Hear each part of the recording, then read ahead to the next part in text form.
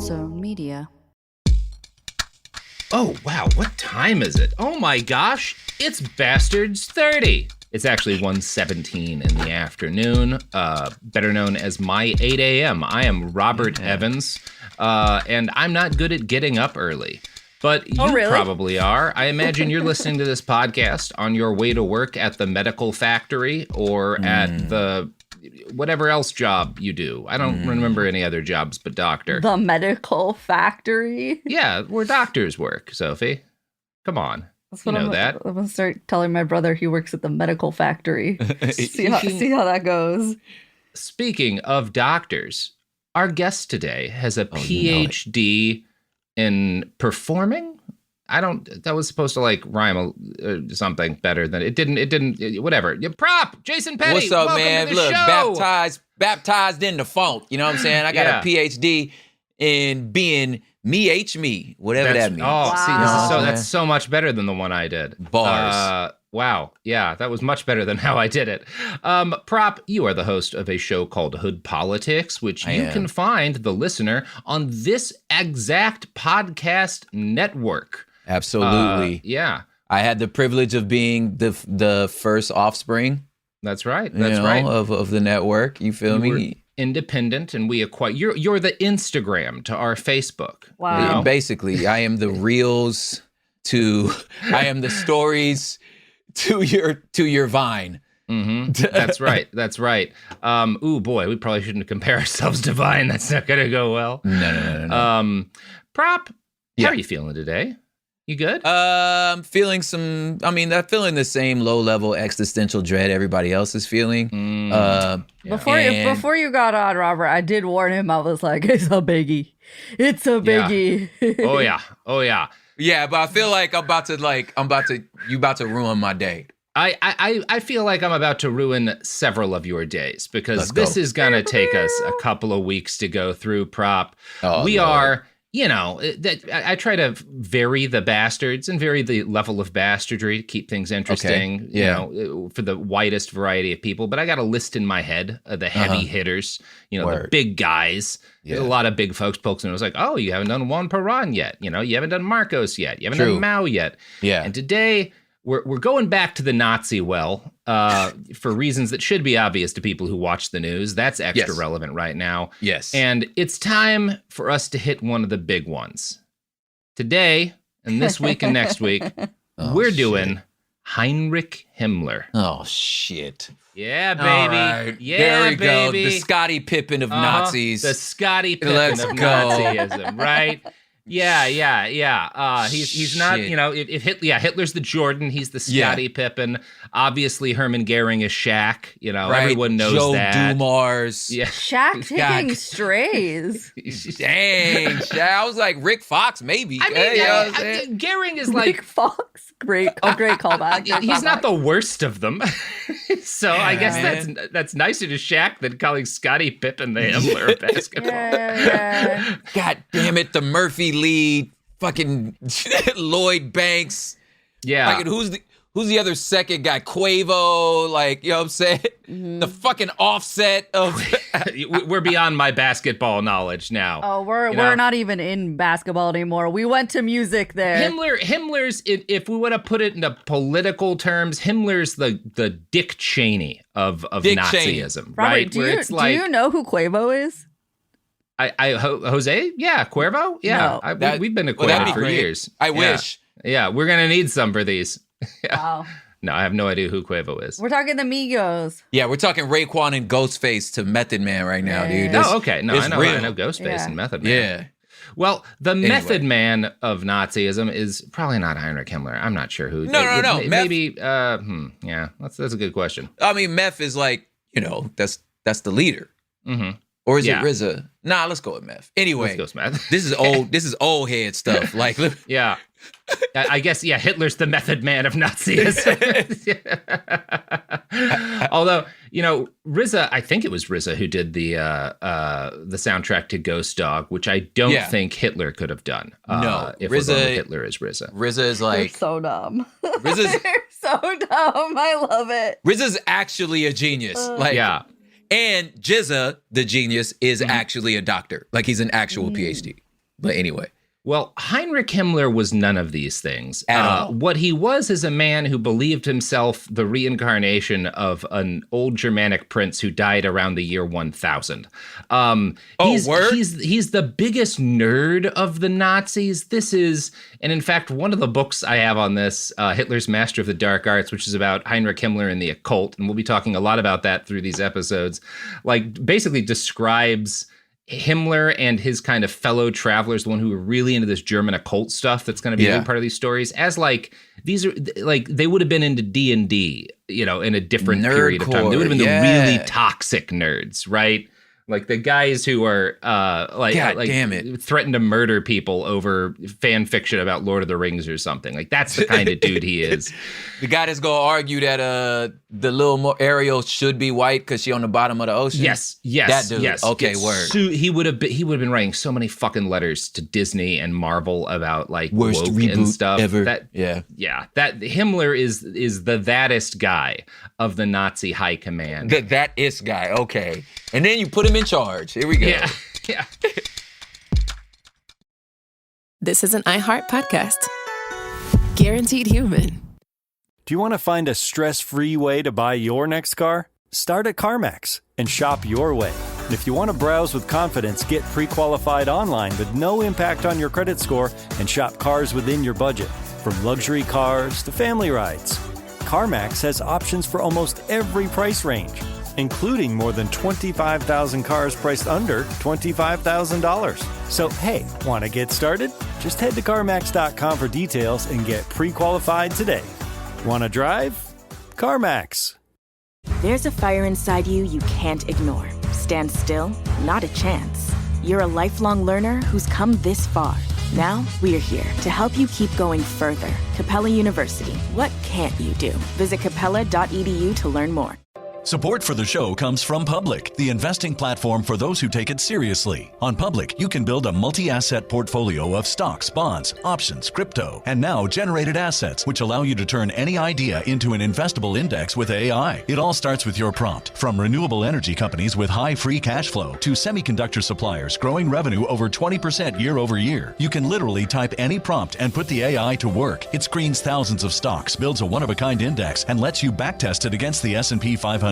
Then you can invest in a few clicks. Generated assets are like ETFs with infinite possibilities, completely customizable and based on your thesis, not someone else's. Go to public.com/podcast and earn an uncapped 1% bonus when you transfer your portfolio. That's public.com/podcast. Paid for by Public Investing. Brokerage services by Open to the Public Investing Inc. Member FINRA and SIPC. Advisory services by Public Advisors LLC, SEC registered advisor. Generated assets is an interactive analysis tool. Output is for informational purposes only and is not an investment recommendation or advice. Complete disclosures available at public.com/disclosures.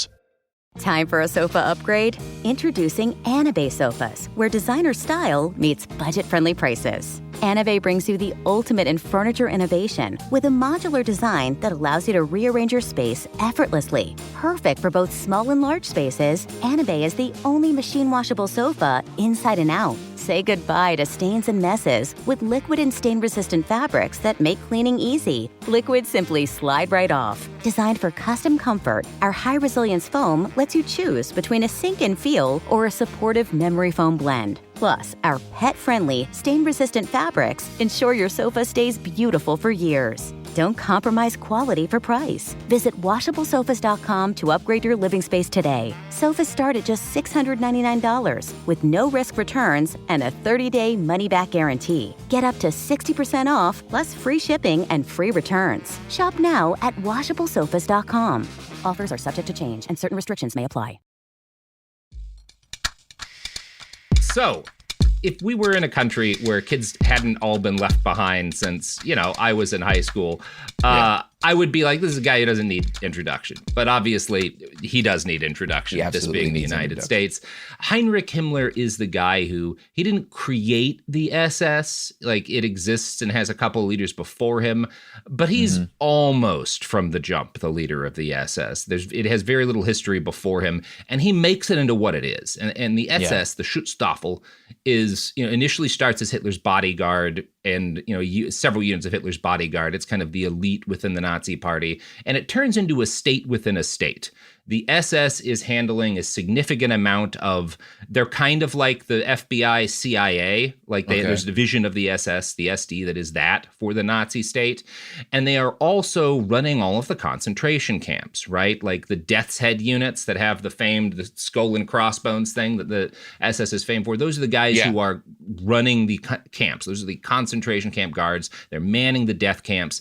There are SS combat units, the Waffen-SS, which means the weapons SS. There's like well over 1 million people in the SS at the height. It is the elite of the party, and these are the guys who are doing the bulk of the war crimes. Not that the Wehrmacht doesn't, but like the SS is the war crimes organization. Yeah. And Himmler created them he wanted them to be a knightly order, right? Like like he was very much inspired by some of these medieval orders, like the Knights Templar. Yeah. And his goal was to create a new aristocracy using the SS, which is why, to a big part, they're the guys doing the very worst of the Holocaust. And we have spent a lot of time talking about other SS men who are the implementation guys for the Holocaust, right? We've talked about Reinhard Heydrich. We've talked about Eichmann. We've talked about the Einsatzgruppe and, several of the people in that who are the units actually like doing the direct shooting tens of thousands of Jews to death in the East. Yeah. And so in these episodes, one thing that people might find a little weird, we're not going to not talk about that, but we're not going to go into we're not going to spend very much detail talking about the death camp stage of the system that the SS is a part of, because we have covered implementation guys. And these are people, Himmler hires Heydrich. Himmler is talking to and giving orders to Eichmann, right?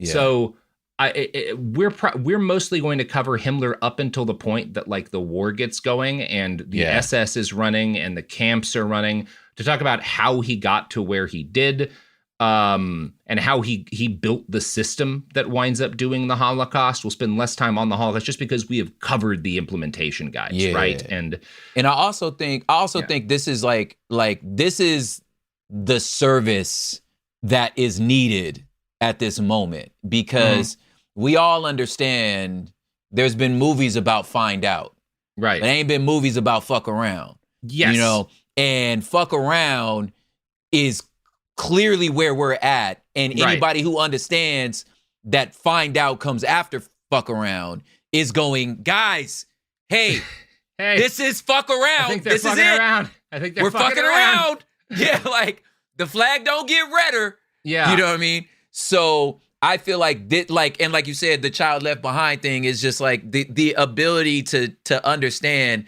that 4 comes from 2 plus 2 is probably one of the most frustrating things that is happening, I think, in our political dialogue right now. Like you want a 1-to-1. You want this to be as neat as possible,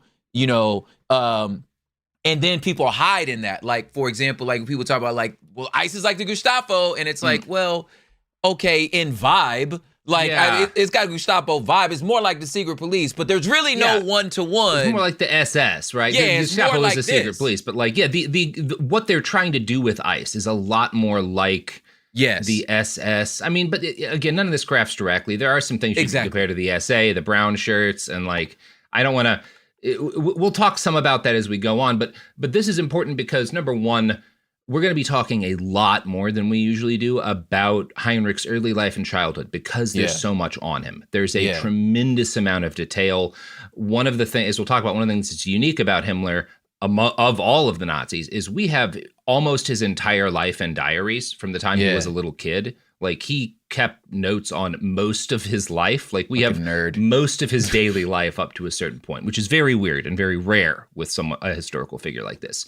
And so I want to try and, I mean, the show is behind the bastards, right? Sure. And on a lot of these guys, there's just not enough information on their childhood to really get that far behind. But with Himmler, we will. And we're going to spend a lot of time talking about how he came to believe some of these weird mystical beliefs that he believed and how they influenced, because the SS is largely formed based on his occult beliefs. Like, a lot of how he organizes it and what he wants it to be is based on these esoteric things he believes about race and reincarnation. And So we'll be talking about all of that in these episodes, but I should just dive in, you know? Yeah. See, I think too, like, it's something I've kind of been trying to think about, like how to put into words for some upcoming episodes for Hood Politics is like the actual like power and danger of a really smart, like nerd that ain't afraid of you.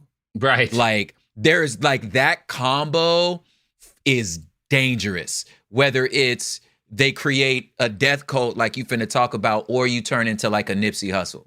Yeah. Like Nipsey, like some of the stories from his childhood was like when he wanted to first start recording, he just made a computer out of like scraps he found at a junkyard. Like he built the first computer that when he was a little boy. You know what I'm saying? You got a rolling 60 crib talking about like assets and liabilities and investing you know what I'm saying? So like somebody who's a nerd, but is like, I'm not afraid of jail. Yeah. You know what I'm saying? Can become either the leader we all needed or Heinrich Himmler. You know? And Himmler, yes. And as we'll talk about, Himmler's, he doesn't have quite the courage to be he doesn't want to get arrested. Like he's but he also he idolizes the guys who do, right? He really wants to be them. So we're getting ahead of ourselves. Let's just dive into this man's life. Heinrich Luitpold Himmler was born on October 7th, 1900 in Munich, Germany. His family are generally described as middle class in most kind of short summaries of his upbringing. This undersells their level of comfort by a bit. We might be more accurate to say that his parents came from something, had started out more working class, but had worked their way up to like the upper middle class by the time he's born. They are more comfortable than most middle class people, right? They're taking vacations through most of World War I, right? And that you have to be doing pretty well if you're able to still afford that in Germany in like 1916, right? Sheesh. His father was Gebhard Himmler, and he was the son of a civil servant in the Bavarian government. Now, this is the early 1800s when Gebhard is born, and that's before the unification of Germany. Johann Himmler, Heinrich's grandfather, his Gebhard's dad, was the son of peasants from Ansbach who trained him as a weaver. So Heinrich's dad grows up being like taught to be like a peasant who's like weaving stuff. But he manages to, this is as modernity is really kicking in around Germany, and he manages to elevate himself up out of the peasantry by getting a job. He joins the military first, and he's in the military. He travels around a couple of places in the military. I think there's a period of time in which he's almost kind of working as like a soldier for hire. And eventually back in Germany, he gets a job as a police officer, and he works his way up to sergeant. They use a different word for the term sergeant in Germany, but that's what he is. He's like a upper middle level kind of local police officer. So by the time Gebhard, Heinrich's dad, is born in 1865, Germany is 5 years away from becoming a country. And Johann is retired, when his kid is born, but he's still working for the local government. He's one of these guys, he retires with a pension from his police job, and then he gets a job basically on like the city council almost, that kind of thing. So he's like a fairly important man in town, right? And fairly, so the family is connected. Yeah, this is Heinrich's grandfather, his dad's dad, right? So this is Johann. So Johann dies when Gebhard is 7, which is normal for German kids of this era and this socioeconomic group. If your dad manages to make it up to be like a fairly, middle or high level local government functionary, he probably has kids later than a lot of other guys, and he's probably pretty old. And a lot of this is kind of what happens to Hitler too, right? Like his dad is much older than his wife. His dad is a mid-level functionary and dies when he's very young. So as soon as Johann dies, his wife, Heinrich's grandmother, raises Gebhard, switches him from Protestant to Catholic. We don't really know why. This is very weird. It doesn't happen a lot. The opposite is more common in Germany because Germany is a more Protestant kind of, Lutherans come from Germany, right? Martin Luther is German. So the opposite switch is kind of weird. And we don't really fully know why, but Heinrich Himmler's biographer, Peter Longerich, seems to suggest that her motivation may have partly been the idea that being Catholic would be better for her son's future career, because where they are in Munich, more of the local government was Catholic, and so maybe it would help, if he was Catholic. The reality of that's kind of unclear. But Gebhardt grows up to be a school teacher, and it's a mark of how different Germany is in this place and time to where we are now, that's a big step up the ladder of social mobility. Yeah. Like a teacher's a good job, right? Especially compared to what their families had been doing previously.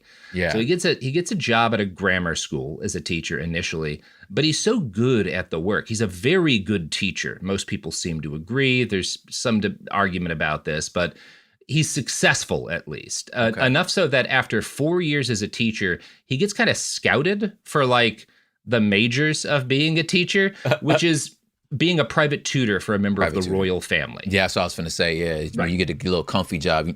Right. You're not just at the public school teaching the riffraff. You get to go there. He still teaches the riffraff, but he is also now private tutor for a prince of the Bavarian royal family, which is a big deal, right? Yeah. Because among other things, you've got one-on-one connection with someone who is going to be very powerful and influential. So this is a job, not only does it pay pretty well, but it connects you to a royal family. Now, at this period of time, we're in Imperial Germany. They're ruled by a Kaiser, and people miss this a lot just because we don't talk a lot about how Imperial Germany worked. Even under the Kaiser, prior to World War I, Germany is not just a state in the way that we conceive of a state. It's basically I think it's 4 kingdoms that are lashed together, and they're all nominally under the rule of the Kaiser, who is the Prussian king. But each kingdom has technically, the militaries are all independent, right? Yeah. When war comes around, they all have to, they're all unified, it's written in basically to the Constitution or whatever that's what they call it. But when there's war, everybody's under one central command. But outside of war, the Bavarian and the Prussian military, these are separate entities. They have separate leaders. They have separate uniforms.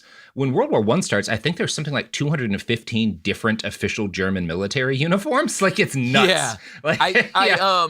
I do sometimes mourn, and even finding it within myself, just us living in the era where we're in, where we just honestly cannot imagine, our brains can't fathom other ways to organize governments. You know what I mean? Yes. Well, they're not all, government's not even the right word. You know what I'm saying? It's, you feel me? You know what I'm saying? So it's it's hard to imagine them saying, well, yeah, this is all Prussia. Where it's I thought it was Bavaria. This is Prussia. Well, yeah, it is. No, it is. They're all part of the same state, but also these are very different things. Yeah, and it's not a state as in California. It's as in a nation, but it's not a nation because there's no such thing as nations yet. Yeah, they're starting to become. This is this is while the modern idea of the nation state is being worked out, right? Exactly. That's where this is all happening. Yeah, and it is. So it is a big deal. When I say his connection to the royal family is to the Bavarian royal family, so he's not connected to the Kaiser's people, but he is his official charge. The kid he's teaching is starting as when this kid's a teenager is Prince Heinrich of Wittelsbach. Right. And he is the son of the Prince Regent of Bavaria. The Prince Regent is the prince who's going to become the king. Yeah. And Prince Heinrich is not going to become, he could theoretically, but a lot of people would have to die. Right. He's not close to the throne, but he's still a prince. Right. So it's still a big deal.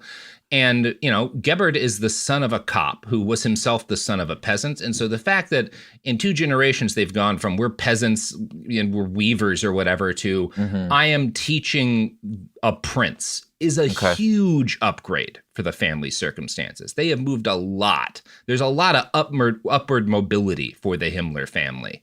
Yeah.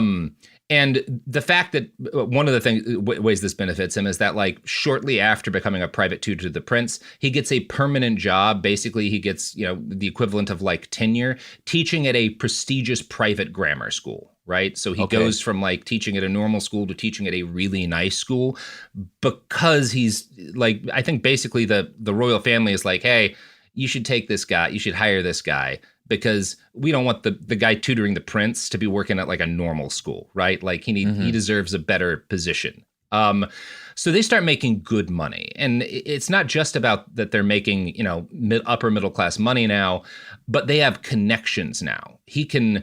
I think it's the kind of thing where you don't want to ask too much, but if you ask for a favor, you can probably get it. And a word in someone's ear from a member of the royal family of Bavaria can move things for you. Mm-hmm. So now that he's established, he's got this prestigious job, he's got these connections. It took him a while to get to this point, but now it's time for him to get married. And as I said, he's going to get married later than is normal for people here. He falls for, or at least decides to marry, I don't know how in love they were, a woman named Anna Maria Heider, and this is Heinrich Himmler's mother. Anna's father was a successful local businessman. He had died years earlier, but she brings a sizable dowry to the marriage, right? Enough that they might have been able to live off the dowry. Right? Like that's how come. I don't know if I'd say that they're rich, but they are upper middle class. That's a score, man. Yes. I gotta tell you, if there's any incredibly toxic things from the past that I wish existed. It's like, oh yeah. Wouldn't like that be you nice? already in love. Like I already love this woman. She's already choosing to marry me, and I'm like, wait, but also you come money. With what? Wait, hold up. Yeah, I mean, it was mostly downsides, but yes, it would have been nice getting money when you get married. Yeah. Obviously, there's a lot that's toxic about this for a lot of people, but not for the Himmlers. Yes. And part of what this shows you is, and this is something that Heinrich's. It kind of runs in the blood or whatever. The Himmlers are really good social climbers. That's primarily how Heinrich gets the way. Like, he has good instincts for, this is someone I need to meet and be friends with, and they're going to like help me get a leg up. And then this next person is who I need to meet and be friends with, and that'll help me get this is something his dad is clearly really good at. The level to which his dad climbs and his grandfather had climbed show that there's just a degree to which Himmlers are really good at social climbing. They've just got whatever that thing is. So Heinrich Himmler is born, as I said, in 1900. He is the second child and the second son of the marriage. They'll ultimately have 3 sons. It's a mark of how well the Himmlers are doing that when Heinrich is born, Gebhard asks his student, Prince Heinrich, if he'll be, who's like 16 at this point, if he'll be Heinrich's godfather. I'm actually kind of surprised he's a middle child. Yeah, he is a middle child. That actually to me. It has an influence on the guy he becomes. Oh, okay. Yeah. And Prince Heinrich agrees, again, which says that like they have a really good relationship. That's kind of a big ask from like a prince, like like, hey, will you be my kid's godfather? But he says yes. Yeah, you gotta really like this fool. Like most time Prince is like, wait, I'm sorry, what's your name again? Homie? What's your name again? You're the help? Are you serious? But he says wait, which yes, one are you? So, yeah. They must have had a good thing going on. How many people have asked you to be the godfather prop? I feel like you're a lot of people's godfather. I've been asked many times. Yeah. Oh, I'm godfather to like 6 kids. I don't even know the kids. Yeah. I'm a godfather for hire, baby. You just send them money on their birthday, man. They come over, it's like, here's $20, kid. No. There's only there's 2 kids that I'm like actually active, one of which lives on our street. So I'm like, okay, well, I'm her godfather. She lives next door. You're really getting into the godfathering. Yeah. You're a good choice. Yeah. I think so. You're a good choice. Obviously, it comes natural to me, being a Robert Evans. There's nothing more natural than being a godfather. You are the godfather. Uh-huh. That's right, baby. Speaking of the producer, Robert Evans, you know what he liked? Cocaine. Maybe that's who sponsored this show. Jesus Christ. Let's talk about modern home shopping. It's sort of become a fun side hobby, right? Scrolling listings at night, dreaming about kitchens you've never seen, or backyards you haven't even stepped foot in, all from the comfort of pretty much anywhere.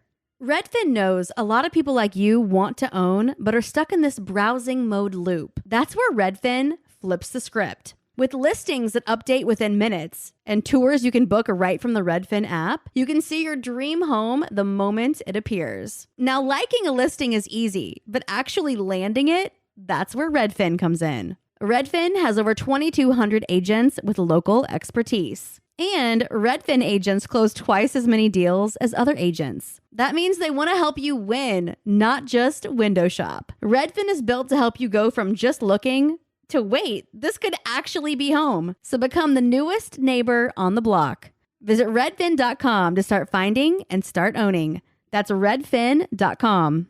Support for the show comes from Public, the investing platform for those who take it seriously. On Public, you can build a multi-asset portfolio of stocks, bonds, options, crypto, and now generated assets, which allow you to turn any idea into an investable index with AI. It all starts with your prompt. From renewable energy companies with high free cash flow to semiconductor suppliers growing revenue over 20% year over year, you can literally type any prompt and put the AI to work. It screens thousands of stocks, builds a one-of-a-kind index, and lets you backtest it against the S&P 500. Then you can invest in a few clicks. Generated assets are like ETFs with infinite possibilities, completely customizable and based on your thesis, not someone else's. Go to public.com/podcast and earn an uncapped 1% bonus when you transfer your portfolio. That's public.com/podcast. Paid for by Public Investing. Brokerage services by Open to the Public Investing Inc. Member FINRA and SIPC. Advisory services by Public Advisors LLC, SEC registered advisor. Generated assets is an interactive analysis tool. Output is for informational purposes only and is not an investment recommendation or advice. Complete disclosures available at public.com/disclosures. Time for a sofa upgrade? Introducing Anabay Sofas, where designer style meets budget-friendly prices. Anabay brings you the ultimate in furniture innovation with a modular design that allows you to rearrange your space effortlessly. Perfect for both small and large spaces, Anabay is the only machine-washable sofa inside and out. Say goodbye to stains and messes with liquid and stain-resistant fabrics that make cleaning easy. Liquid simply slide right off. Designed for custom comfort, our high-resilience foam lets you choose between a sink-in feel or a supportive memory foam blend. Plus, our pet-friendly, stain-resistant fabrics ensure your sofa stays beautiful for years. Don't compromise quality for price. Visit washablesofas.com to upgrade your living space today. Sofas start at just $699 with no risk returns and a 30-day money-back guarantee. Get up to 60% off plus free shipping and free returns. Shop now at washablesofas.com. Offers are subject to change and certain restrictions may apply. Flag football is exploding, and iFlag is leading the way. As the Guinness World Record holder, iFlag hosts premier flag football tournaments nationwide for boys, girls, high school girls, and adults. From first-time players to elite competitors, iFlag delivers top-level competition, unforgettable experiences, and a community built around the game. Ready to be part of it? Join the movement. Find your tournament and learn more at iflag.org. That's iflag.org. We're back. I hope it was cocaine. Did that blow your mind? Those ads? Exactly. All right. Yeah. All right, with the dad joke. Hey, man, I'm a goddad. Yeah, that's right. We get to make that means you get to make twice as many fucking dad jokes. Yeah. God level, you feel me? Yeah, God level dad jokes. Yup. That's awful. So, as he comes into the world, the Heinrich Himmler, who would build the SS into one of the deadliest organizations in human history, is from the beginning a Nepo baby. His parents put a lot of work. Again, they wait until their 30s to get married, in part because they want to, Gebert especially doesn't want to have kids until he can make sure they'll be Nepo babies, because he is a climber. Yeah. And the whole plan that Gebert and Anna Maria have is that the family money that his mom brought in, that's like their cushion, is going to pay for a childhood for their kids of like prestigious schools, and particularly for Heinrich. For whatever reason, it seems like they are setting Heinrich up more than anyone else for success, because he's the one who has the prince as the godfather.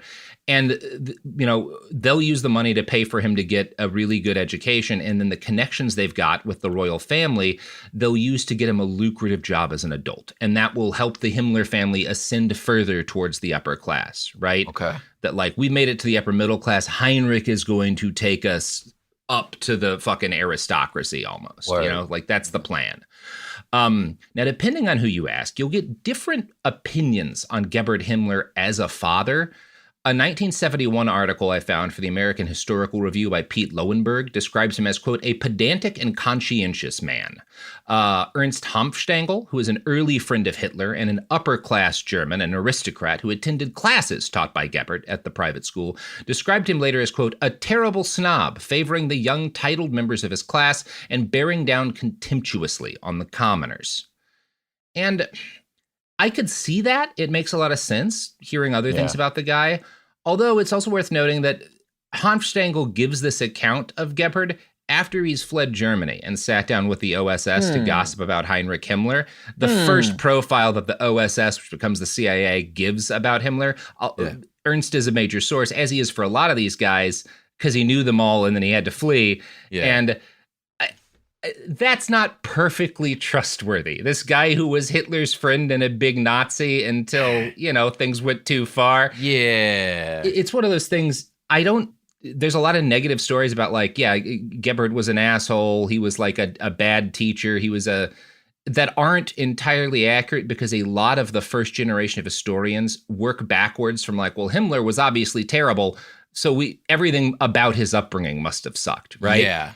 And maybe that's not totally accurate. And his most recent one of his most recent biographers, his book is a big source for these episodes, Peter Longerich, takes a more reserved tone towards Gebhard. And he depicts him as actually a pretty good father for the time period. Quote, and this is from his biography of Himmler, "As a father, he exercised his authority not through being unapproachable or through overbearing strictness, but rather through patient efforts with his sons. They were subject to a system of rules and prohibitions, while their father monitored their obedience precisely and at times pedantically. His strictness was designed to have a lasting effect and seems to have been altogether compatible with kindness, love, and affection." So, I think there's something here. I think there's, which probably will play out later, which you'll probably correct me about. But I think there's something to the fact that okay, this guy is not royal, Heinrich's dad. Yeah. But he was around royalty. So I feel like he probably was able to see just and he's a teacher. So he's like, I wasn't poor. I didn't get it out the mud, but you're around probably very privileged people. And I definitely don't want my son to turn into this, but also I want to award him the types of value, he's a teacher. So it's the types of hard work, value, trustworthiness, you know what I'm saying? You marry into this pretty rather wealthy family. You got no reason to be a hard ass. You know what I'm saying? Because, hey, dude, it's your needs are met. We got a good job, you know what I'm saying? And I really think that that, I wonder if that plays into him being our needs are met. I don't have to I'm not, in a gulag somewhere, which I know I could be. You feel me? So I'm I would much rather be man, let me spend some time with my kids. You know what I'm saying? I have been awarded this gift, you know what I mean, of being able to spend time with my kids because I see what happens when you don't. Right. You know what I'm saying? Yeah. So I can imagine that actually playing a role as to be he probably was a good dad, you know? Yeah, and I think he was. He's also, we used to, the phrase that a few years ago is the book about tiger moms, right? Which is this term you get for a lot of Asian immigrant mothers who are that super into their kids' education and very hands-on to try to ensure their success. That's how you might look at Gebhard, right? Yeah. So he's very involved. And he doesn't seem to be emotionally unavailable, for the time.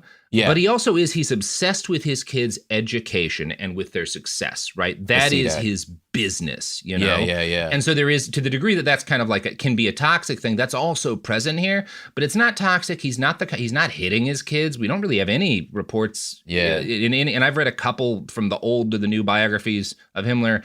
None really seem to suggest that he was abused in that way, but he is he is pressured from the beginning to succeed, right? To do really well in school, right? I could really see that because that's your ticket. To be somebody. That's your ticket. It's you're not born a prince. You know what I mean?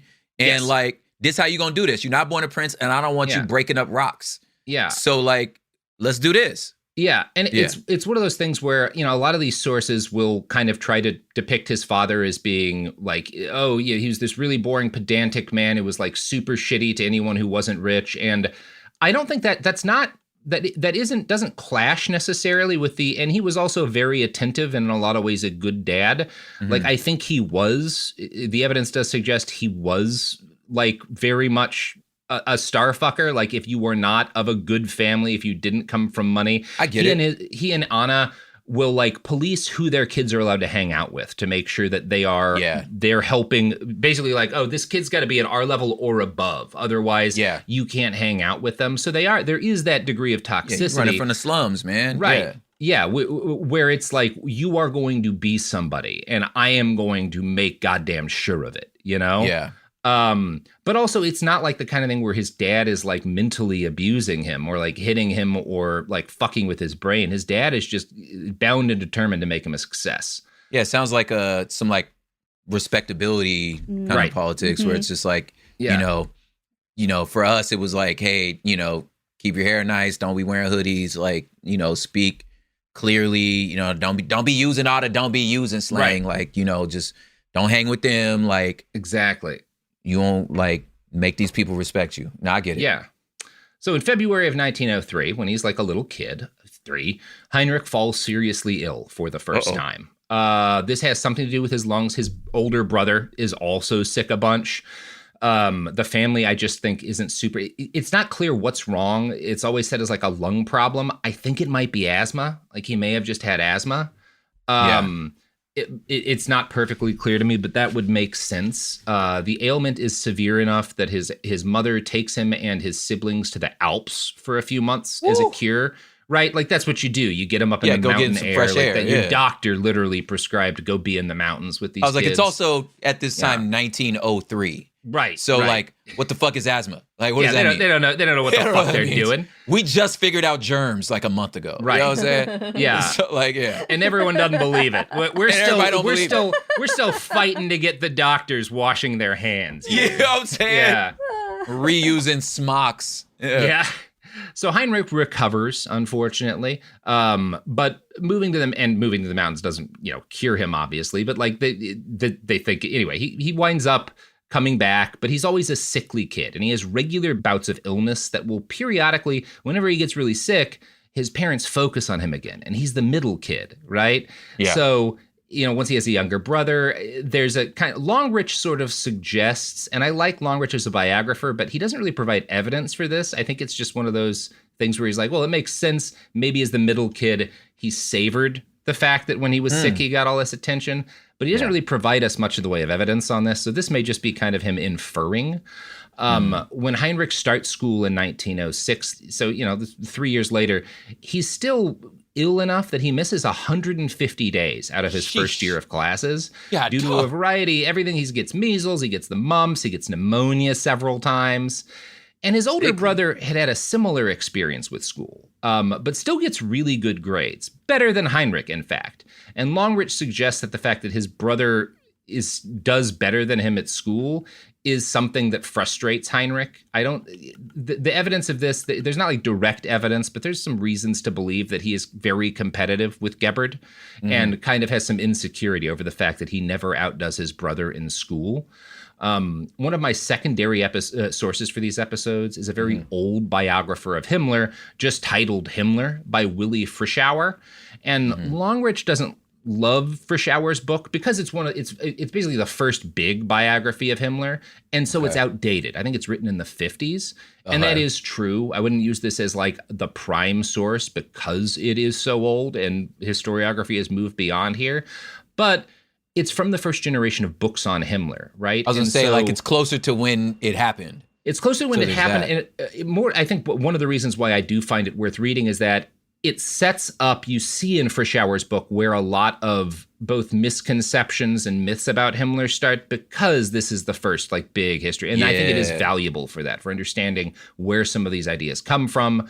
And one thing that is interesting, as outdated as Frischauer's book is, it's one of the only books of that first generation that kind of describes the Himmler family life the same way Longerich does, because other people writing about Himmler in that period really tried to emphasize the toxicity and the fact that Himmler grows up, with this overbearing father, and he's this like kind of psychopathic kid who has these, and Frischauer's account of it really does jibe with Longerich's in the fact that, like, no, his upbringing was reasonably good for the era.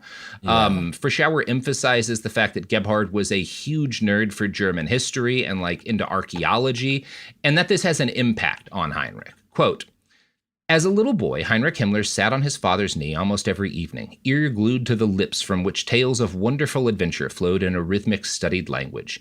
Hero of the tales, invariably, was grandfather Johann Conrad Himmler, soldier of fortune who had hitched his star to any army that would have him, a rugged 19th century warrior who had burst the narrow confines of his time and branched out into the wide world. Grandfather's most glorious campaign had been fought in Greece. He marched in the shadow of the Acropolis. He had seen Thebes in the Pass of Thermopylae, and brought back to his own humble environment a breath of adventure and greatness. See, to me, I feel like there's like, just for when you're just trying to understand a person, an era, a moment, there's like you said, like a lot of maybe this particular book is outdated, but I do think it is, you know what I'm saying? But I do think as a practice, like there's pros and cons to that. Like, but the pro is to understand they're writing in a time and era. And it's like, this is actually telling me what you thought was important in 1950 to point out. You know what I'm saying? Like, this is how you thought about this. You feel me?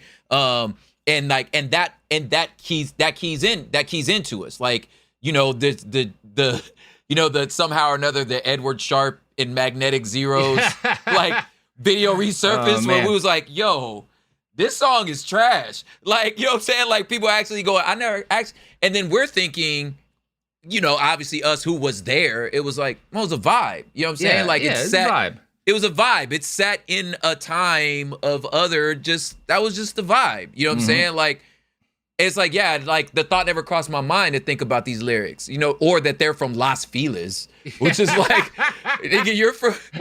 Bro. You're from Griffith Park, cuz like surprising Edward Sharpe hate coming out here. Yeah, I was like, what? By the Griffith Observatory, cuz like, yeah. But anyway, and that's the kind of, you don't see this story repeated in a lot of the modern historiography, which I think this is kind of important to talk about this because, and this gets more in the books about Heinrich and the occult, and none of the.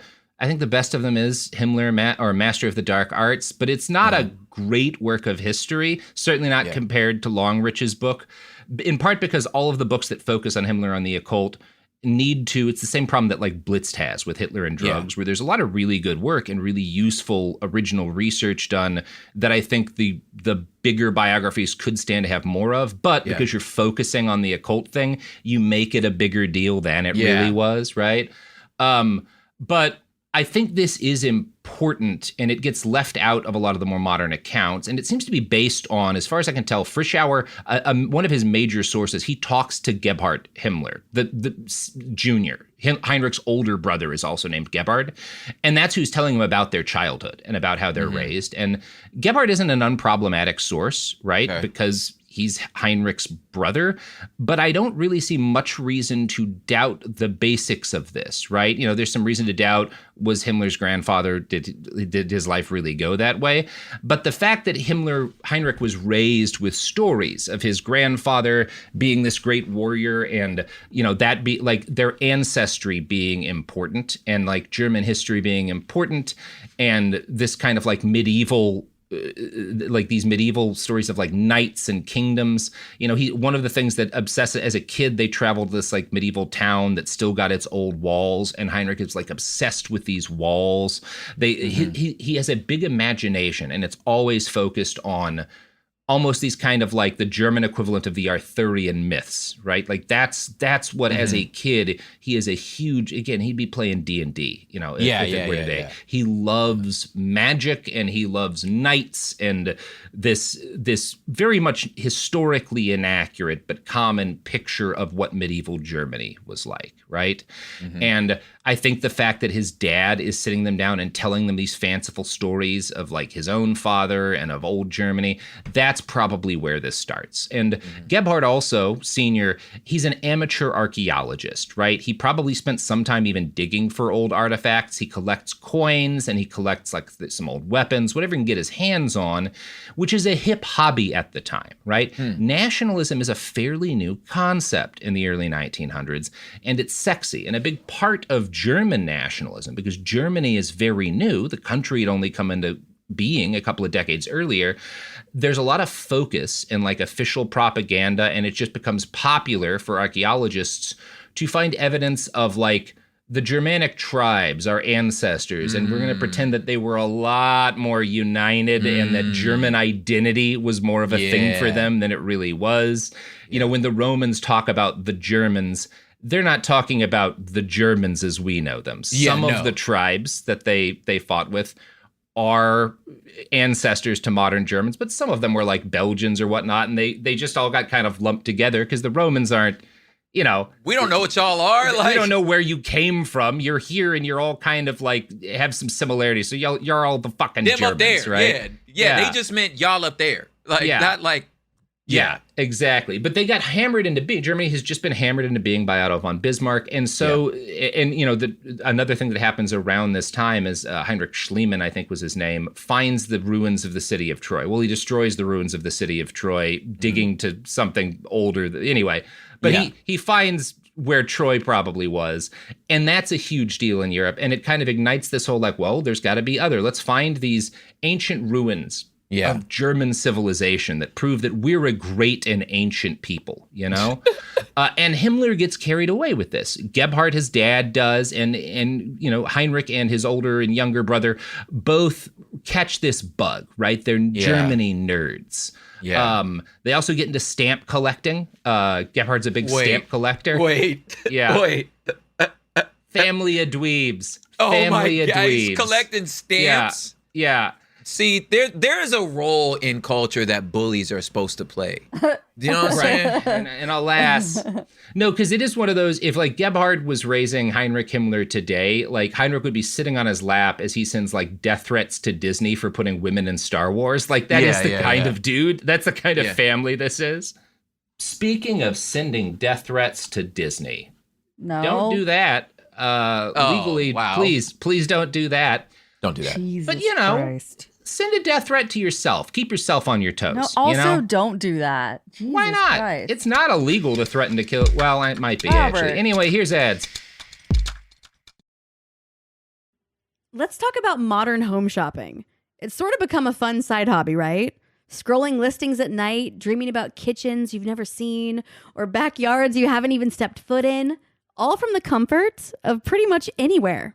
Redfin knows a lot of people like you want to own, but are stuck in this browsing mode loop. That's where Redfin flips the script. With listings that update within minutes and tours you can book right from the Redfin app, you can see your dream home the moment it appears. Now, liking a listing is easy, but actually landing it, that's where Redfin comes in. Redfin has over 2,200 agents with local expertise. And Redfin agents close twice as many deals as other agents. That means they want to help you win, not just window shop. Redfin is built to help you go from just looking to wait, this could actually be home. So become the newest neighbor on the block.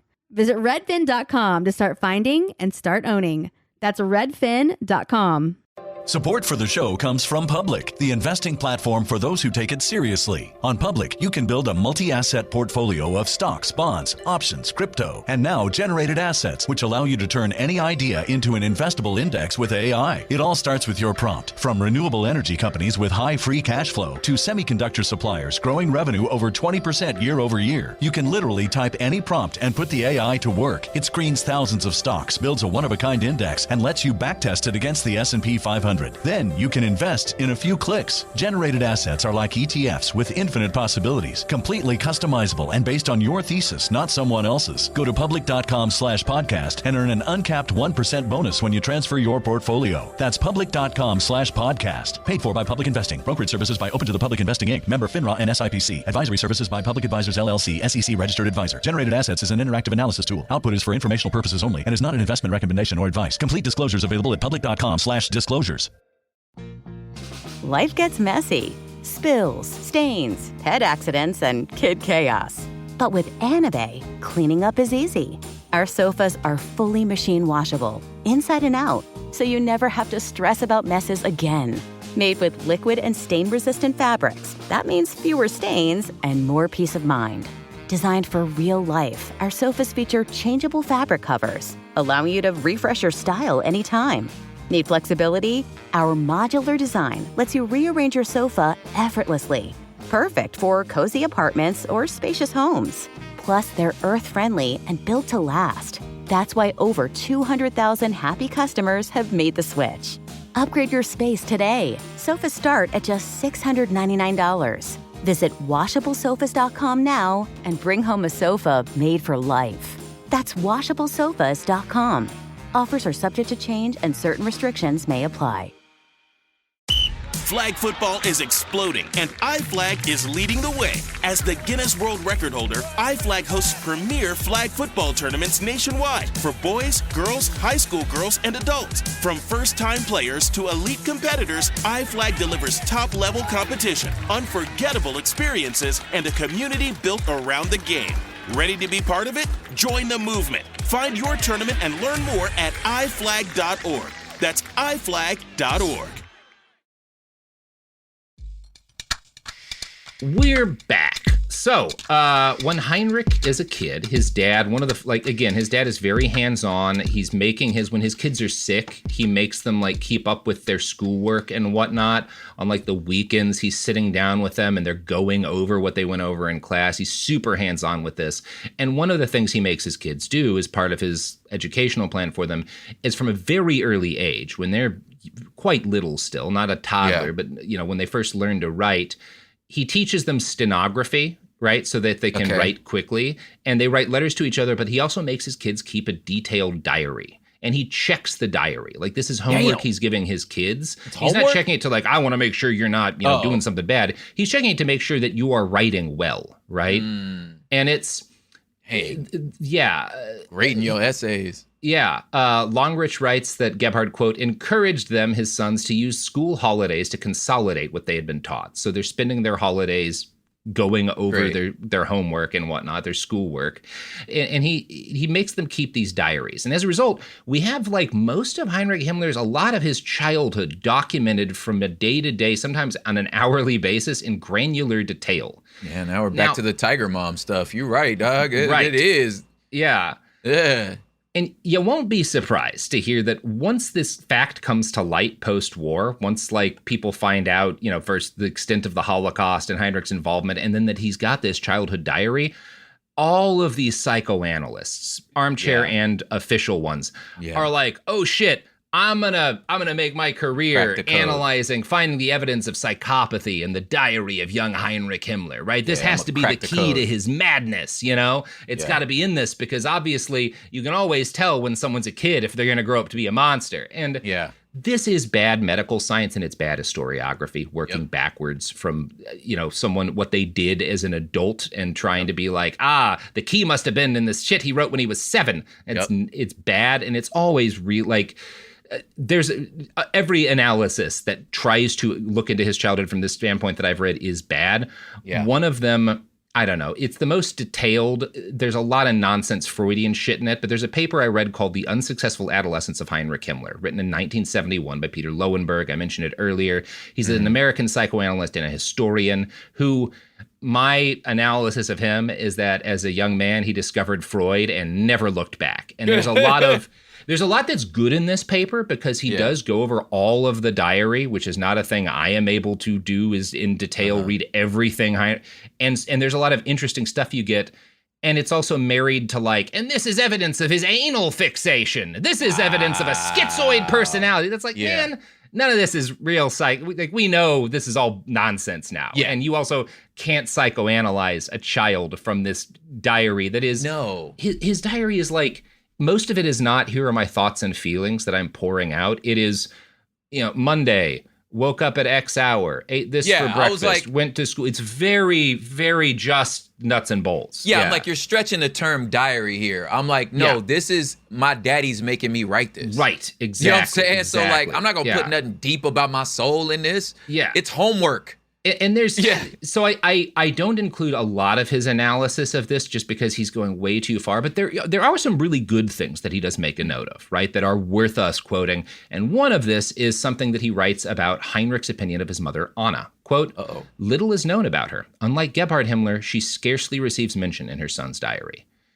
And I don't think this is, I don't see much evidence that he hated his mom. I think it's just he doesn't think about his mom much as a person, right? Like she is not, it says a lot about his attitude towards women, which is consistent for his life. He's not all that interested in his mother, right? Yeah. Or her influence on him. Yeah, that to me is like, if you want to do fake science, yeah, it like, oh yeah, you actually miss what's really there. You know what I mean? What's actually really is interesting, because it's not like this is not like this is useful, right? It's useful, but you so looking for Oedipus and shit, and then he goes into missing, like, clear evidence of his psychopathy. Yeah, it's like, no, that's not in there yet. But here's what it is showing you. You know what I'm saying? This is interesting. Yes, exactly. So I'm trying to pull the stuff that is interesting out of this paper without including a lot of the Freudian shit that I think is going way too far. But So there are, again, a lot of interesting details in here. And I'll quote another one. Heinrich Himmler always maintained a high awareness of rank and titles. He meticulously referred to the correct title and social status of anyone mentioned in his diary. And this is both, obviously, he's being raised to do this by his father, but this is an example of what I said his dad passes down, as I'm sure his granddad did to his dad. Yeah, the kind of things you need to do to be a social climber. And one of them is always know who people are. Yeah, know who you're talking to. Yeah, exactly. Know who you're talking to, how to refer to them, and who it's worth kind of getting in good with. And Heinrich is going to be good at this. And I think this is the start of how he's accultured to do this. I was going to say, now that is useful. Yeah. Is somebody who understand, who's in the room and who I need to impress, who I don't need to impress. Like, that tells us something. Yeah. And you get a lot, people talk a lot about like, okay, like kids who come from poor families versus kids who come from rich families. What are the different, like, rich parents raise kids in a way that make them understand money better and how to keep it better because the parents know how to do that. Yeah. And this is kind of the same sort of thing, right? Like the fact that Heinrich is being accultured to do this is evidence of how his dad is preparing him to be the kind of social climber that's able to get as far as he did in the Nazi Party.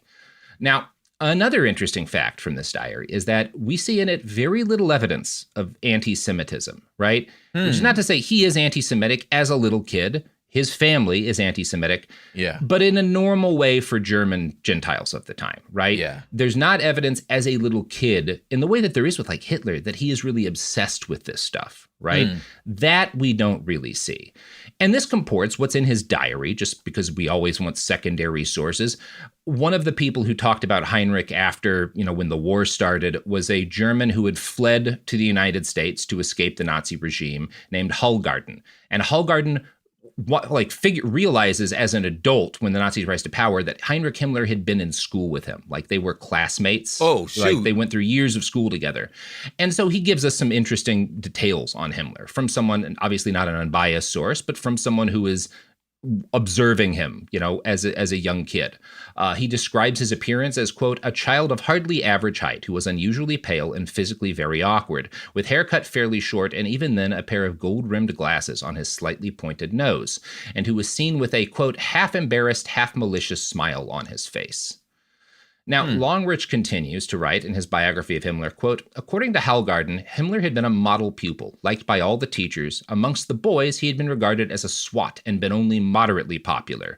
Hallgarten had a particularly clear memory of the unhappy figure Himmler cut, much to the amusement of his fellows, in gymnastics. Hatred of the Jews, Hallgarten went on to say, was not something Himmler was at all associated with at the time. On the other hand, he said he remembered Heinrich's radically anti-French outlook. Dang, and so I think he was just like, he was just like a 6. He's a nerdy kid. He looks, he's like a weird look. He's not like a handsome kid, and he's not he's awkward. He does bad in gym. Kids make fun of him for that. But he's the guy that like, totally like your teacher who I was one for a while, where you're just like, wait, this kid's in my class? Like you just miss him. You know what I mean? Because it's like, it's not, he turns in his homework, but he's not does good, but not that good. Yeah, he's not the top of the class. He's B-, he's in the upper 20% probably, but not enough that like he super stands out. But like the teachers like him because he doesn't cause problems, and the other kids make fun of him because he's kind of physically he's a dweeb. Look at a picture of Heinrich Himmler. I'm not trying to be like body shaming the Reichsfuhrer of the SS, but like he's a nerdy looking guy. He's right? just a little dweeb, yeah. He doesn't look like an Aryan Superman, right? Word. And this is relevant because it's going to have a lot of influence on why the SS works the way it does and how he tries to present himself. But it does, I think Hallgarten's recollections, along with the diary, make a very solid case. Heinrich is not particularly anti-Semitic as a kid. And being anti-French matters a lot more to him as a kid than being anti-Semitic, right? And the fact that you've got this guy who doesn't like him, who isn't biased, being like, I didn't see much evidence that he was super racist against the Jews as a kid. That's probably the case, right? Yeah. He ain't like the French, though. He fucking hates the French. Oh, my God. Fuck you, Frenchie. He's inventing slurs for the French. What a dork. Now, thanks to his father's obsessive involvement in their education, the Himmler boys do very well in school. Heinrich is not the standout of the family, though. His grades are good, but they're never as good as his older brothers, and he never makes it to the very top of the class. He doesn't stand out. Heinrich's mother pushes the boys to be observant Catholics and is so insistent on this that Gebhard actually has to force his wife to ease up on them he's like, you're going way too hard on the Catholicism stuff. We don't need to be slow down, cuz. And they go to church every Sunday. They're diligent about it, but she wants them to be, she's way more into it than he is. Mm-hmm. One of my favorite weird details from the Frischauer biography, which is that much older biography, is that as a kid, Heinrich said his prayers in front of, quote, an ivory statue of Christ cut from one big elephant's tooth. Just a sign of the era that's a thing they've got. Cool, I guess. All right, yeah. Frischauer claims that by age 10, Heinrich could, quote, reel off the dates of famous battles. The saga of the Nibelungs were his bedtime stories. The wars of the Middle Ages, fuel for his imagination. And this is what Heinrich's into, while the normal thing for boys to be obsessed with is stories of Native Americans fighting like the U.S. cavalry, right? That is like we talk about this. Yeah. Hitler's hugely into cowboy novels, right? This German con man named Karl May. That's the Harry Potter of its day. Wow. It's the major thing that kids are into. It's their fucking Dragon Ball Z or whatever, if you're a kid who grew up when I did. Heinrich is different in that he is a nerd for, this Wagner operas, the Ring of the Nibelungens, which is kind of a precursor to the Lord of the Rings. The Lord of the Rings takes a lot from that saga and from stories of the Crusades and these other battles and wars in the Middle Ages. This is what he's obsessed with, right? Dude, this also reminds me of as you're talking, just how recent this is. Yes. Mm-hmm. This kind of just happened. Yeah. No, for another example of how recent it is, as an adolescent, I think from the time he's probably around 10 or 11 to his, maybe preteen or teenage years, he regularly attends jujitsu classes. He's into jujitsu as a kid, right? Because this is an upper middle class kid, and upper middle class Western kids have been going to karate for forever. Yes. I know it's not literally karate. We get it. Shut up. It's fine. No, we get it. Bow to your sensei. Yeah. Frischauer also claims, quote, for many months the boy tortured himself with attempts to learn the piano, but his father soon realized that the awkward fingers would not follow the command of his overeager mind. Most boys are relieved when their parents agree to liberate them from the attention of their music teachers. To Heinrich Himmler, it was a sad day when he was told that his hopeless endeavors had come to an end. For years afterwards, he would sit silently and listen to his elder brother, extracting heavenly tunes from the selfsame piano which had defied him. On Sundays, he'd accompanied his brother to the church, where, to his envy, he was playing the organ for the congregation. This is, this is 2 positive points in the dad bucket here again. Right. Just to have this, a lot of daddies ain't got that self-awareness to be like, son. You're not going to make it as a piano player. Stop. Yeah, you don't have to keep going. Son, you don't have to keep playing this. That's not your thing. Look, you write the stories. Yeah. You into the novels. I'm not judging you about it. You a great student, son, but this piano, just leave that to your brother. Yeah, leave that to your brother. You doing jujitsu. He's better than you a little Look, bit. son, be good at what you good at. You do the jujitsu. Yeah. Son, you are an amazing student, and I love you. Just stop hitting them keys, son. Yeah. You're not. This isn't gonna work for you. This ain't your thing, baby boy. And look, I don't need you to don't do this for me, son. Go find something you good at. If only someone had the same conversation with Ringo Starr. Yes. So, that's coming in hot with some Ringo slander. Wow. One of the many similarities between Ringo and Heinrich Himmler. Sorry. Poor Ringo trying to get bars off in the. He didn't do anything writing wrong. songs. Let what Ringo do wrong? I just yes and you, and then it was like, wait. I'm a Pete Best stan. Okay. So now again, Longerich cautions Frischauer's biography as a source. And this is, again, not just because it's outdated, but because we're talking about, like, this passage really plays up that he is super jealous of his brother. His brother's beating much better than him at this. And the source for this primarily is Heinrich's older brother, Gebhard, after Heinrich's death. Talking about, like, I was so good at the piano, and he never got over the fact that I wasn't as good. He could never be as good as me, right? All right. Maybe there's a degree to which Gebhard's... But if that's the case, if Gebhard is lying about this, and Heinrich did try to play the piano, definitely, and wound up, it didn't work out. But if he's lying about Heinrich always, being super jealous of his skill, that's just as interesting an insight into the Himmler family dynamics. Exactly. Either way, if the story's true or if it's a lie Gebhard's telling, it's evidence that there's a lot of kind of competition and insecurity between the brothers, right? Or just how he felt about it. Like, I feel like my little brother's jealous of me. Right. Like that, as you said, that's, normal. You know what I'm saying? But normal, but it suggests something about the family and about Heinrich, right? That there is this competitiveness between the brothers, and that is something that motivates him, is his desire to compete and prove himself against his older brother. Yeah.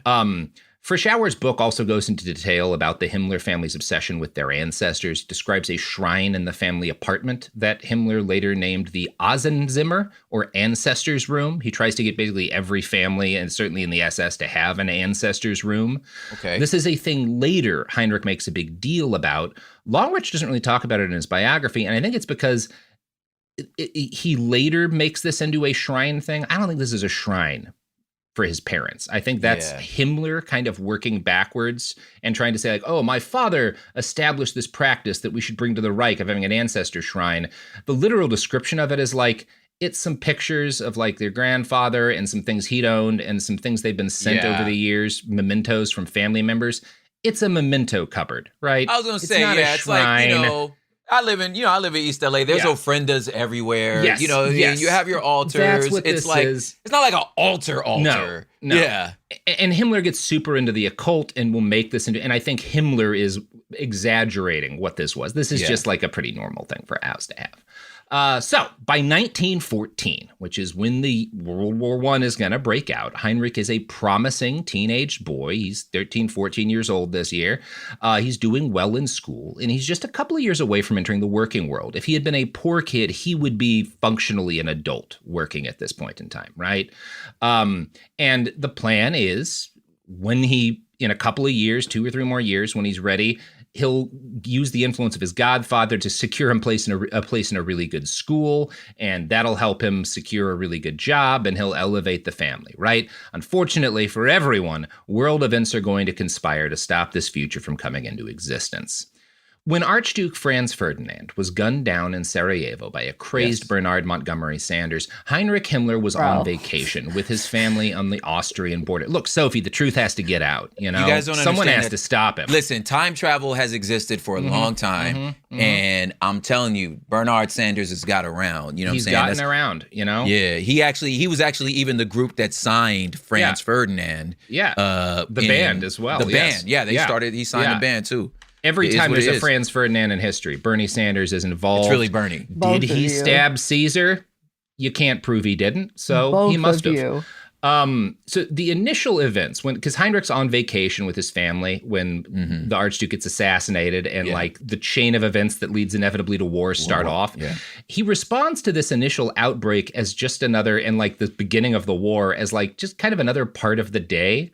His July 29th diary entry reads, Gebhard's birthday. Outbreak, and this is his brother. Outbreak of war between Austria and Serbia. Excursion to Lake Waging. I mean, he's 19. Yeah, so let's give him that. Birthday, Austria and Serbia go to war. We go to the lake, Yeah. And I imagine like that war for him is as far away as like, you know what I'm saying? Like it's initially like he doesn't know what it's gonna be, right? Yeah. And Longerich, especially because Austria and Serbia, like the Balkans, shit's always going down there, right? You don't even know like what is like, you don't know what they are. What is Austria-Hungary? Like where's the line at? And obviously he knows, but this is a little, for him, it's like it's like you hearing like, oh, Israel's exchanging missils with Hamas again. That's what I'm trying to say. Like prior to October 7th, right? Now, obviously, things are much like everything's been escalated significantly, with the genocide and whatnot going on. But like 5 or 6 years ago, you heard, there's another exchange of missiles, right? Totally. I was at this event one time, like way up in the mountains in Utah, right? The event with just these like people like fuck off money. And like years ago, and then there was this, you remember at what was happening with the Kurds at the Syrian border, like maybe about like, 5-6 years ago, maybe now 7 years ago. I would have been there almost 7 years ago. Yeah, you was actually there. Now I think about it, right? So I was talking about it, and like I said, I'm at this event with these very wealthy people, and this lady who was clearly from the region. You know what I mean? Like, so we're talking about the situation, and she was like, "Wait, what are you talking about? I don't think I heard of that." And in my head, I'm judging her, like, "Man, see, this is what happens, man. You know what I'm saying? You get wealthy." And then she goes, "Oh no, you don't understand. I'm from Beirut." Yeah. I was like, Oh. She was like, I'm born and raised in I went your school bus was blown out, like the windows were blown out because the mortar hit it yesterday. You know what I'm saying? So I'm like, oh, never mind. I apologize. Carry on. Joke's on me. Yeah. And that's kind of like, this is, it's another, these countries that like, this place where there's always a conflict, there's a conflict. However, he goes back kind of later, because I think probably within hours, maybe a couple of days, it becomes clear that this is more severe. And he goes back to his initial entry, and he erases some stuff, and he underlines the announcement of the outbreak of war later in red, and he writes the sentence, "Proclamation of a state of war," once Germany declares war. So he goes back to his notes once it becomes clear this is more severe. And he writes, he lists out the things that are happening as they're happening. Quote, "Number 1, Germany mobilizes the Second Army Corps, even the Landsturm," which is like their National Guard type units. Number 2, played in the garden in the morning, afternoon as well. 7:30, Germany declares war on Russia. 3, attacks on the French and Russian borders, planes and spies. We are packing up right away. So you get this. This is what's so interesting. You get this idea of like, starts out, we're playing in the garden and in the morning and the afternoon. And then I hear that like Germany has declared war.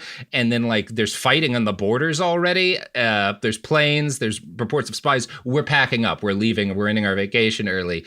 Things have gotten bad very quickly. You get that. It's so interesting. There's something about that that's so modern. Yeah. That's like so close. Like, I live not even an 8-minute drive from the Alameda courthouse where the ICE people that have been detained by ICE are like, I hear when like the smoke, like I can hear them.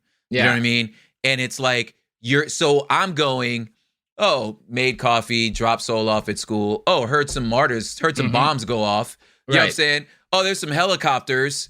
You know what I'm saying? And it's like, I should go pick up my daughter. Like, maybe I'm gonna go grab her. Yeah. Let me go pick her up. You feel me? Like, and then it's like you drop her off, and then me and my wife are like, we going to march? Yeah, we're going to march. So then we leave to go to, you know what I mean? Yeah. So just like that's that reality of like, like you're scrolling through your feed, and there's a mass starvation on purpose happening, and then the next one is some sort of joke about, Edward Sharp, you know what I'm saying, is the next thing you're looking at. Is just something so real about him saying, it's super interesting. You very rarely get that. Yeah. And this is the only member of the Nazi high command that we have this kind of granular detail on. Like there's pieces of like, there's that famous picture of like Hitler in Berlin when the Kaiser declares war. You can see him in the crowd. Like you can literally find Hitler. It's a thing he wrote about. And like, that's really interesting. For Heinrich, we've got almost like a minute-to-minute list of like what's happening to him as a kid as the war breaks out. That's so interesting. And it's part of why these episodes, there's going to be so many of them.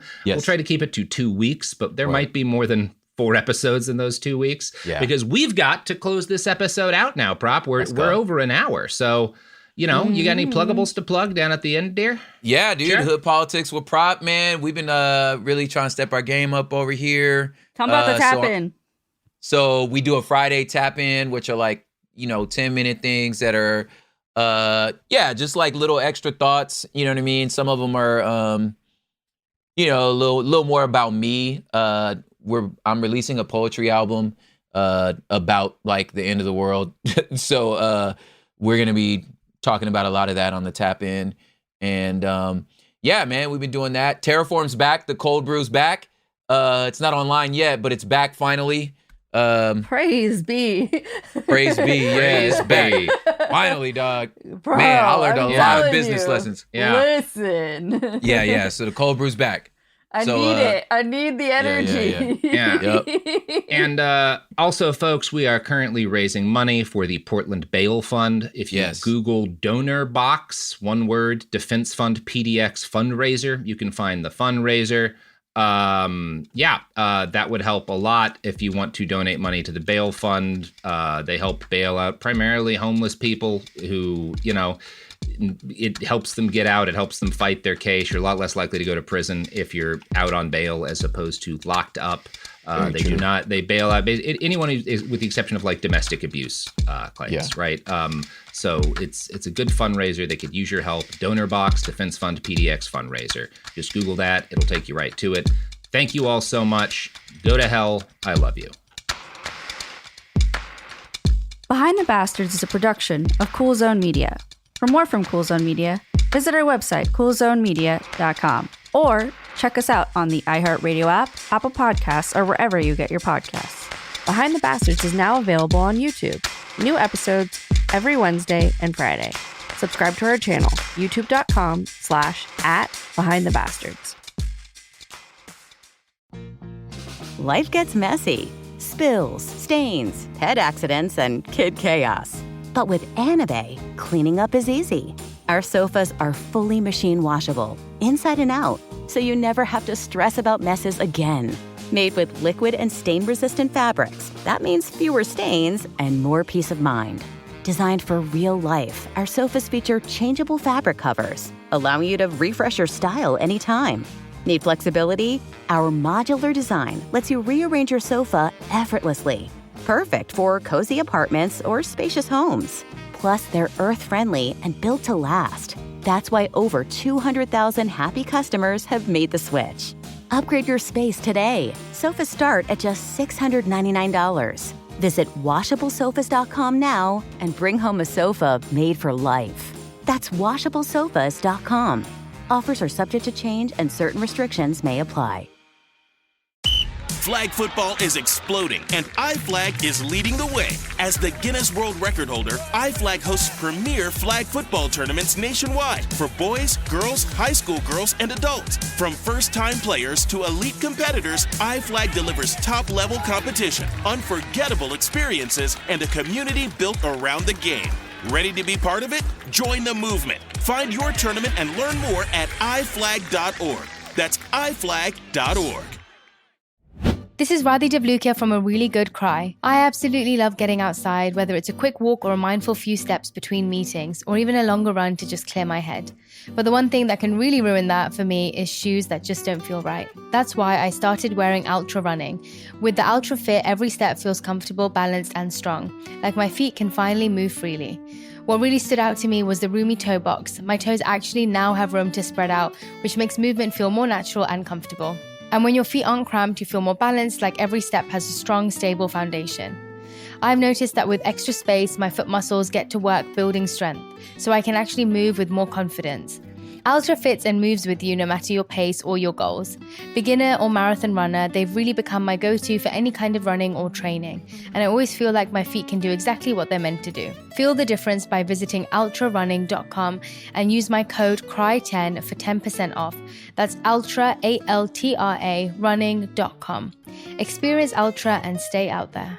The new Chicken Bacon Ranch Street Chalupa is at Taco Bell. You can't get just one. Okay, so that's not like some marketing hyperbole. You literally can't get just one. They come in twos. So like, if you want just one, you're going to need to find a friend who loves slow roasted chicken, bacon, and avocado ranch sauce. Or a friend of a friend, or have an awkward conversation with a complete stranger to see if they're obsessed with chicken, bacon, and avocado ranch. Or you could just like eat them both because you're obsessed with slow roasted chicken, bacon.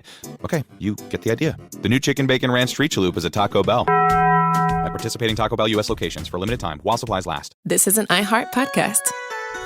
Guaranteed human.